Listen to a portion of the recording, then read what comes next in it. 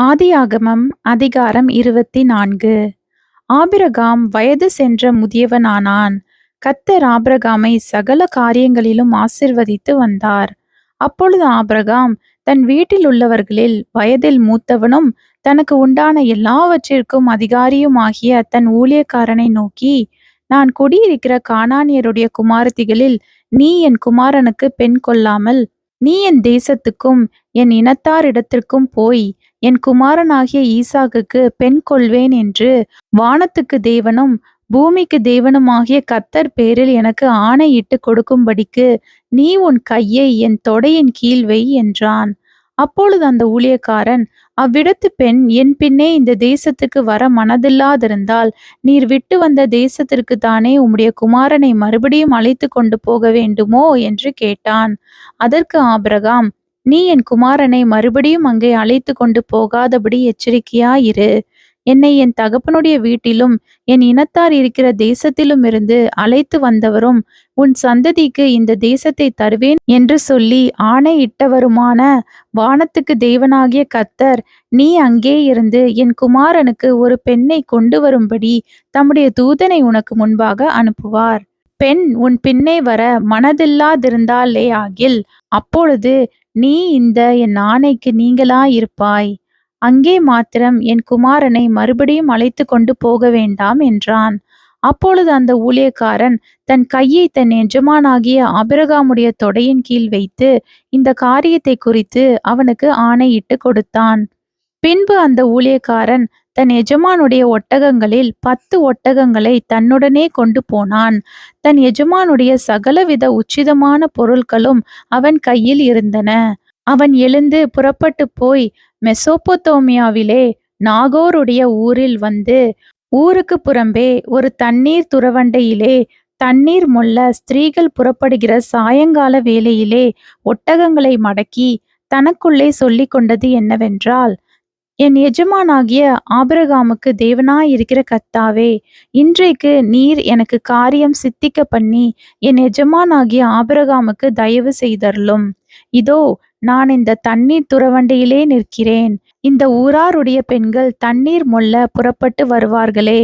நான் குடிக்க உன் குடத்தை சாய்க்க வேண்டும் என்று நான் சொல்லும்போது குடி என்றும் உன் ஒட்டகங்களுக்கும் குடிக்கும்படி வார்ப்பேன் என்றும் சொல்லும் பெண் எவளோ அவளே நீர் உம்முடைய ஊழியக்காரனாகிய ஈசாக்குக்கு நியமித்தவளாயிருக்கவும் என் எஜமானுக்கு அனுகிரகம் செய்தீர் என்று நான் அதனாலே அறியவும் செய்தருளும் என்றான். அவன் இப்படி சொல்லி முடிக்கும் முன்னே, இதோ ஆபிரகாமுடைய சகோதரனாகிய நாகோரின் மனைவி மில்காளுடைய குமாரனாயிருக்கிற பெத்துவேலுக்கு பிறந்த ரெபேக்காள் குடத்தை தோள்மேல் வைத்து கொண்டு புறப்பட்டு வந்தாள். அந்த பெண் மகா ரூபவதியும் புருஷனை அறியாத கன்னிகையுமாயிருந்தாள். அவள் துறவில் இறங்கி தன் குடத்தை நிரப்பிக்கொண்டு ஏறி வந்தாள்.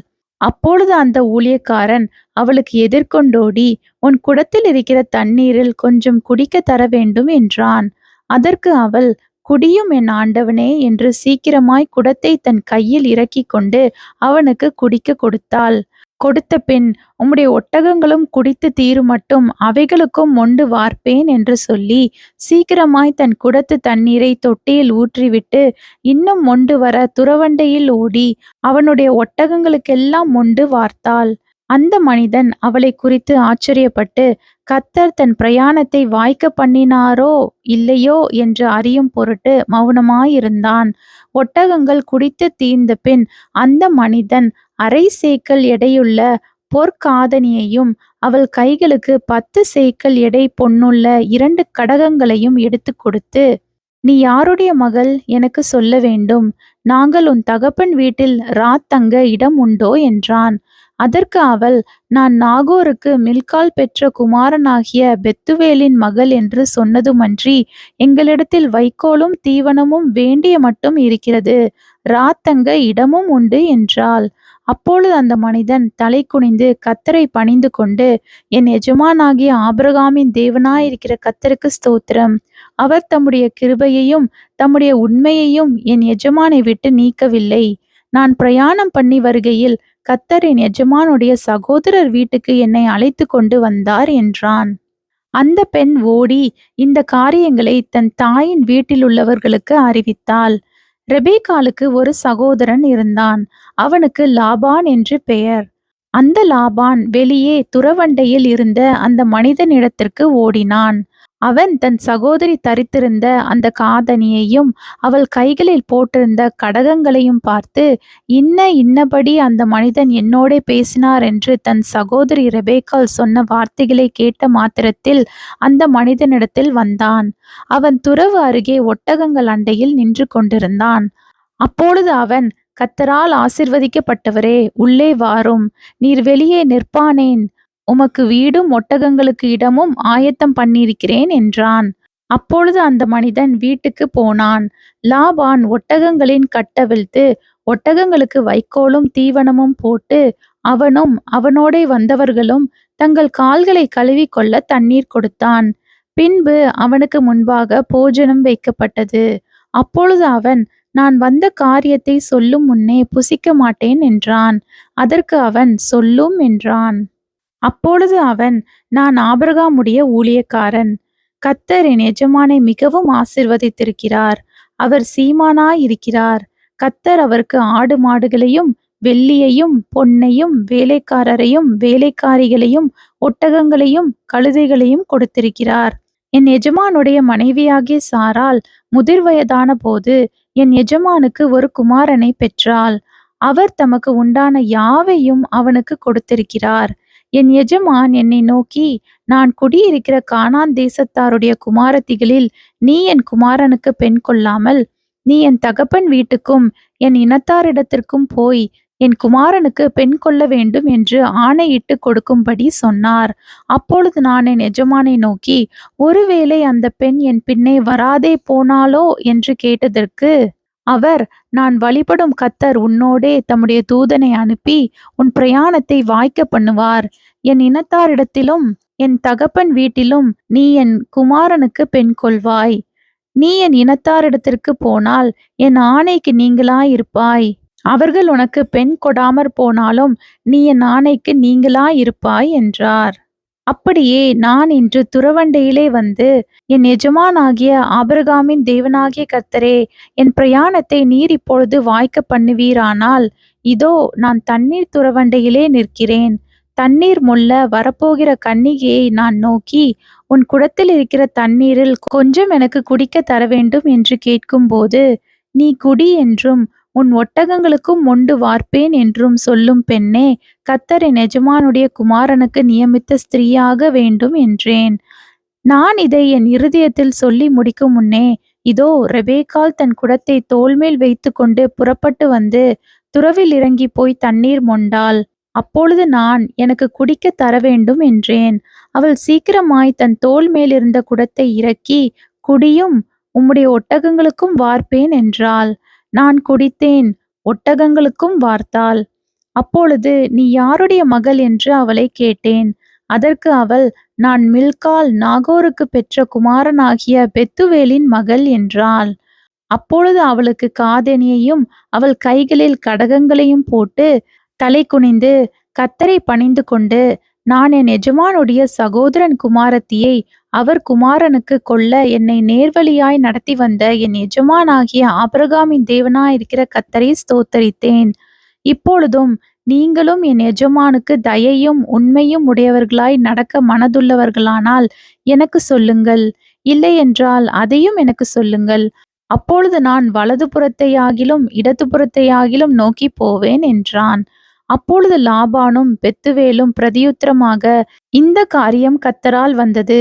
உமக்கு நாங்கள் நலம் போலம் ஒன்றும் சொல்லக்கூடாது. இதோ ரெபேக்காள் உமக்கு முன்பாக இருக்கிறாள். கர்த்தர் சொன்னபடியே அவள் உமது எஜமானுடைய குமாரனுக்கு மனைவியாகும்படிக்கு அவளை அழைத்து கொண்டு போம் என்றார்கள். ஆபிரகாமின் ஊழியக்காரன் அவர்கள் வார்த்தைகளை கேட்டபோது தரை மட்டும் குனிந்து கர்த்தரை பணிந்து கொண்டான். பின்பு அந்த ஊழியக்காரன் வெள்ளியுடைமைகளையும் பொன்னுடைமைகளையும் வஸ்திரங்களையும் எடுத்து ரெபேக்காளுக்கு கொடுத்ததும் அன்றி அவளுடைய சகோதரனுக்கும் தாய்க்கும் சில உச்சிதங்களையும் கொடுத்தான். பின்னும் அவனும் அவனோடிருந்த மனிதரும் புசித்து குடித்து தங்கினார்கள். காலையிலே எழுந்திருந்து அவன், என் எஜமானிடத்திற்கு என்னை அனுப்பிவிடுங்கள் என்றான். அப்பொழுது அவள் சகோதரனும் அவள் தாயும் 10 நாளாகிலும் பெண் எங்களோடு இருக்கட்டும், பிற்பாடு போகலாம் என்றார்கள். அதற்கு அவன், கர்த்தர் என் பிரயாணத்தை வாய்க்க பண்ணியிருக்க, நீங்கள் எனக்கு தடை செய்யாதிருங்கள். நான் என் எஜமானிடத்திற்கு போக என்னை அனுப்பிவிட வேண்டும் என்றான்.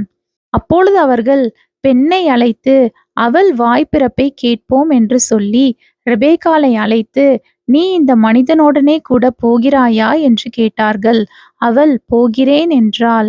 அப்படியே அவர்கள் தங்கள் சகோதரியாகிய ரெபெக்காளையும் அவள் தாதியையும் ஆபிரகாமின் ஊழியக்காரனையும் அவன் மனிதனையும் அனுப்பிவித்து, ரெபெக்காளை வாழ்த்தி, எங்கள் சகோதரியே, நீ கோடா கோடியாய் பெருகுவாயாக, உன் சந்ததியார் தங்கள் பகைஞனுடைய வாசல்களை சுதந்தரித்துக் கொள்வார்களாக என்று ஆசிர்வதித்தார்கள். அப்பொழுது ரெபெக்காளும் அவள் வேலைக்காரிகளும் எழுந்து ஒட்டகங்கள் மேல் ஏறி அந்த மனிதனோடே கூட போனார்கள். ஊழியக்காரன் ரெபெக்காளை அழைத்து கொண்டு போனான். ஈசாக்கு தென் தேசத்திலே குடியிருந்தான். அப்பொழுது அவன் லாகாய் ரோயி எனப்பட்ட துறவின் வழியாய் புறப்பட்டு வந்தான். ஈசாக்கு சாயங்கால வேளையிலே தியானம் பண்ண வெளியில் போயிருந்து தன் கண்களை ஏறெடுத்து பார்த்தபோது ஒட்டகங்கள் வரக் கண்டான்.